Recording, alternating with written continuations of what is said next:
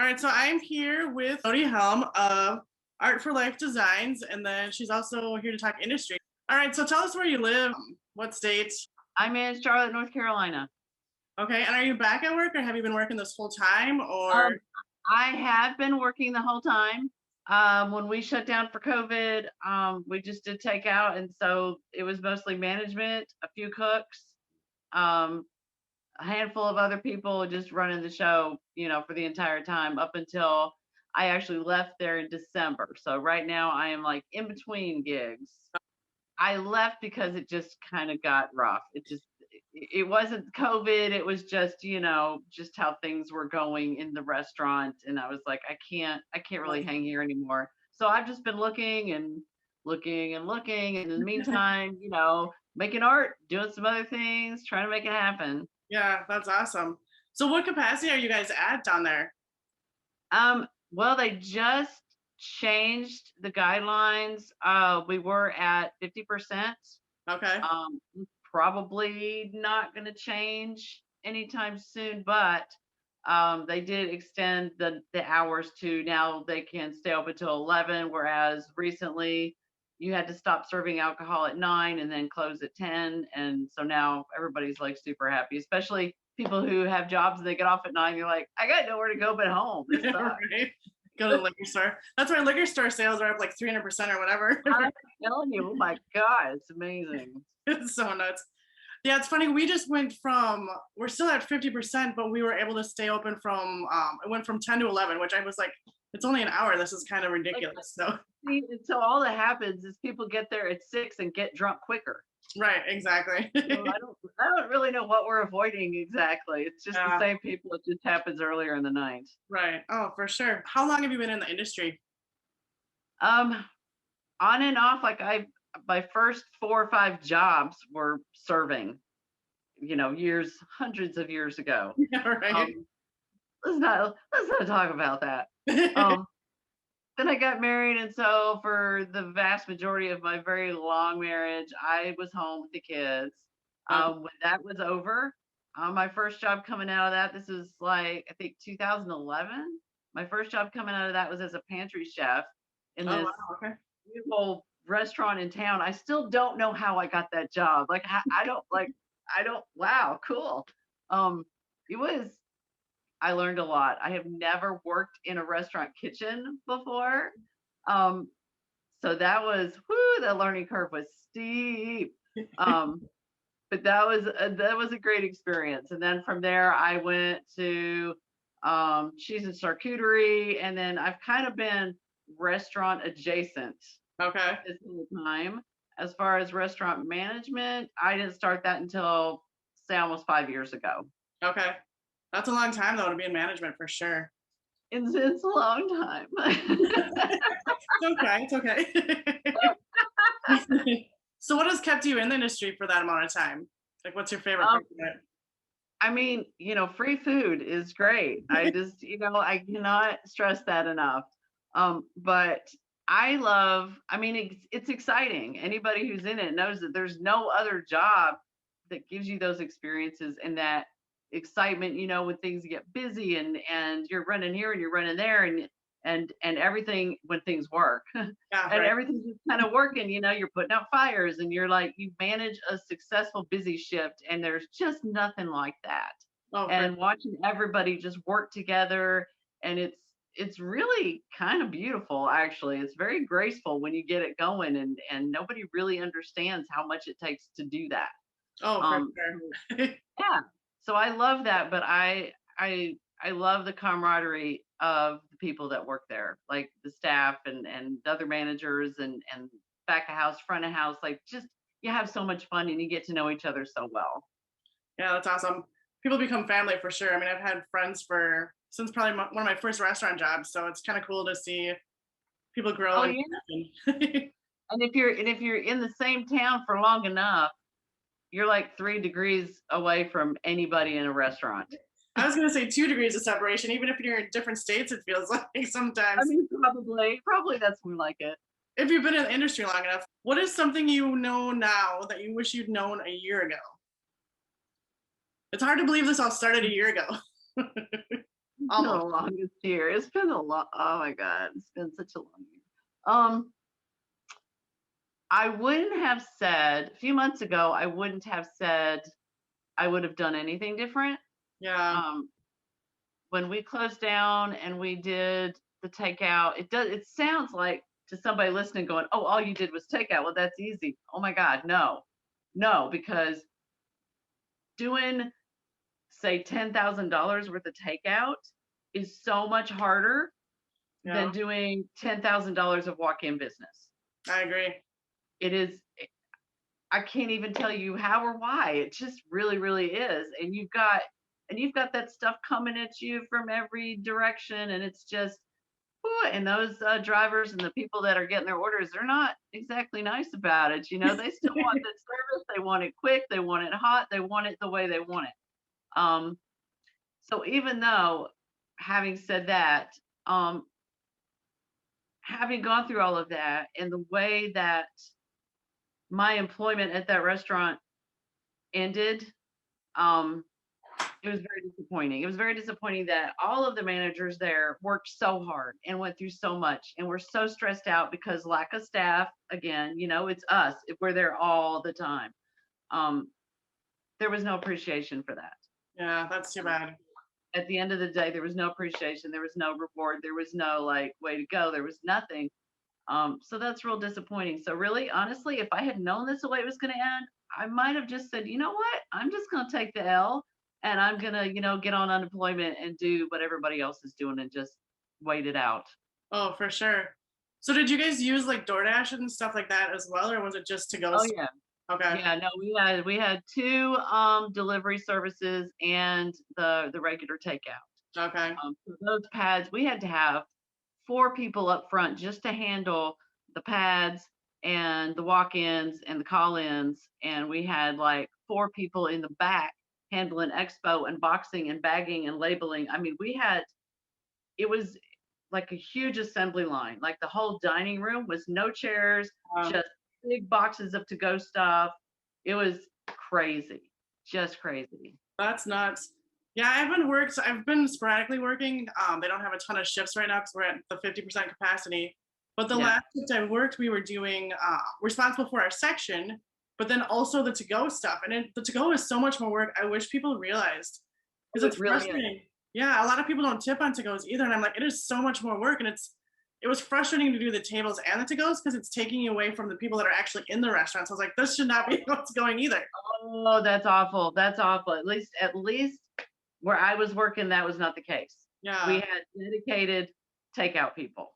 It's still a lot of work though. I don't care what anyone says. Yeah. Yeah. And even now, well, initially I want to say the first 6 months of the COVID shutdown, or the first few months of the COVID shutdown, the tips were very good. Yeah, Like people were just real happy that we actually were still serving food. for sure. Places had just closed down entirely. So they made a lot of money. But then as things started opening up and da da da da da, and then the tips were not so much. And it was harder and harder to find somebody willing to do those shifts. Oh, for sure. Yeah, after the novelty kind of wore off, I feel like people were a lot stingier and ruder and Oh my God, what happened? yeah. I Well, don't know. that We was, were so grateful. well, and that was crazy too to see like people wanted the restaurants open so bad and then they're coming out and acting crazy. It's like, no, See, it's not just me. I've been seeing this everywhere. It's like, why are people so much ruder now yeah. than before all of this? I think maybe we're all just sick of it. We're all just tired of it. And At we this just point, want I think to again. at this point, I think that's definitely part of it. I know we're over it over here for sure. It's super Yeah. Now, where are you? in St. Paul, Minnesota. Oh my God. It's Yeah. cold land. It's cold land. Yeah. Yeah, it was like -30 last week. So it was for like 10 days. Oh no, that was when we were getting just rain, rain, rain, rain. That's what we got in Charlotte. Everybody around us got snow. Texas, poor Yeah. people, they get snow. We get just cold rain, cold rain. But today it was 72. I'm sorry. I was just gonna ask because I have friends down there. And they're like, "Oh, it's only 70 today." I'm like, "Are you kidding me?" Right now? We finally hit 4. Oh my God, such a beautiful day. Such a beautiful day. But it'll snow in March, so it's fine. Yeah.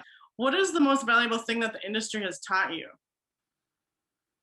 Um, I would say the importance of empathy. Yeah, Um, I mean, certainly for staff members having it for each other, but management having it for staff. Um, Having a real understanding of how hard they work, what they go through, caring about providing for them. I've always said my job is not, I don't want to manage people. You right. know, they're adults. They know their jobs. You know, if I have to have a conversation with them, I will. Sure. But for the most part, I'd rather motivate, coach, inspire. You know, I want to be a leader. I don't want to be a manager because Yeah, managing sucks. You know, that's not what I want to do. You know, for my sure. job is to make sure they have what they need to do their jobs. Right. You know, to make their jobs easier so they can come in, they can make their money, and be happy while they do it. So having empathy, sadly, is not something a lot of managers have. Um, and that makes me very disappointed. I Yeah. really hate seeing that. But I think that's one of the most important things, really. Yeah, it's and management's tough if you are in a bad place or an unorganized place. Like you end up doing a lot of babysitting, and that sucks. I did it for a Yes. brief period of time, and I was like, I don't ever want to do this again. It is. It's like being a parent. Yeah. Um, and all the good and the bad, you know, you're trying to teach them. You're like, nope, you better do your work, or you know, you don't get dessert, kind of thing. But you're there. You know, you listen to their problems. You know, you giving advice. You know, you're giving hugs. You know, they come in and they have issues like everybody does, and they come to work, and you know, sometimes you just need to go in the corner with them so they can cry for a minute No. and you know, and be like, I mean, we got to work, but I I don't really believe in that saying, you know, leave your shit at home. You Yeah. know, come in and just leave it at the door. No, you can't do that. Right. You know, you're bringing it with you, but the challenge is helping them work and do their job in spite of that. You know, just trying to overcome it the best they can. Like just get through this shift. Let me make it as fun as possible. So at least maybe get your mind off of it for a little while. We're not robots. We're human beings, so it's hard to just leave everything at the door. Exactly. How do you shut that off? Exactly. Yeah, exactly. And you can't just don't. I mean, you know, don't go to your table crying. And some people have done that. I'd be like, okay, okay. I think maybe you should probably go home. You know, that's probably best. You need a rest. You're having a tough time. I can see it. It's fine. It's fine. But maybe just go home.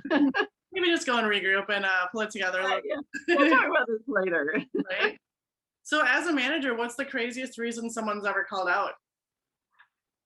I don't know. Maybe I'm so used to hearing crazy reasons that none of them seem that crazy anymore. But it's, you know, it's anything from this one guy, I swear every other day he gets beaten up by somebody. So he's always like, oh, I got to fight. You know, I've got another fight. This other guy he just jumps me and he comes in, he's got like black eyes all the time. I'm like, you can't work like this, man. I can't send you out to a table, you know, with black eyes and swollen face, just looking like you just been in a prize fight. Go home. Um, Cars are repossessed. Cars are broken into. Can't find my keys. My roommate stole my keys. My roommate stole my car. My roommate kicked me out of my apartment. My roommate got arrested. I got arrested. My roommate robbed me. I just like I I'm like, wow, your lives. Like, what do you do? How does this happen? Of That's fun. course, when I worked at the airport, we have the union in the airport. So with all the protection that that affords, they pretty much can miss with no retribution as long as they don't exceed a certain number of, you know, call outs or tardies, then Yeah. they get written up. You know, there's like a definite guideline for that. So they would just call and be like, I'm just, you know, hungover. I'm not coming in. Or, you know, or I'm not coming in because I don't feel like it. Yeah. Or they'd be like, oh, I'm gonna be late. I was like, okay. And they'll say, well, how many tardies do I have left? I'm like, none. And they're like, well, in that case, I'm calling out. Oh, I'm funny. like, oh, cool, great, thanks.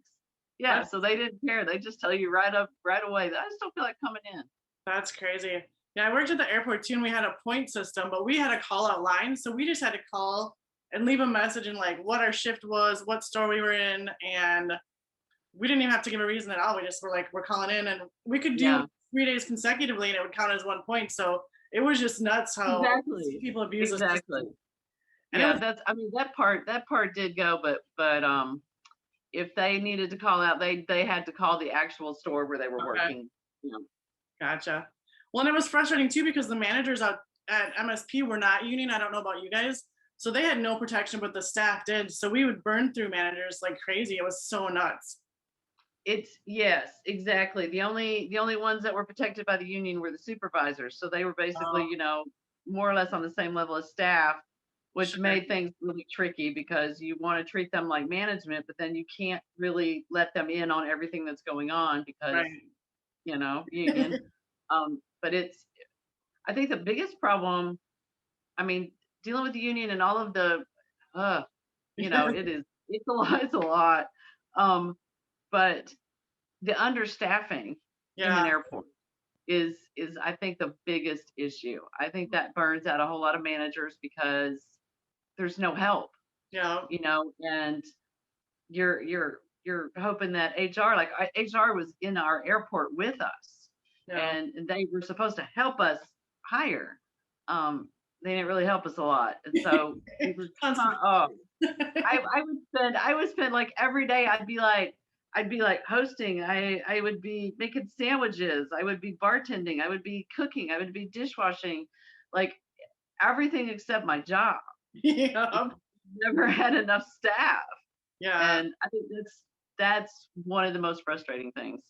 The managers would have like 3 stores, 4 stores, and they'd get bogged down with paperwork too. So yeah, they were not either Yeah. doing other people's jobs or they were bogged down with paperwork. I'm like, we got to figure out a better system because this just Oh sucks. yeah. And there, in my place, um, there'd be one manager on duty at a time. Yeah. So you're trying to manage two, three, four restaurants Yeah. and work positions and be there for every void and whatever that they need, and then the big do comes down and goes, well, I just don't see why you're having so many problems. Yeah. Like, Yeah. oh well, you got a minute. Yeah, right. Walk with me. Let's talk about your art. So how long have you been creating?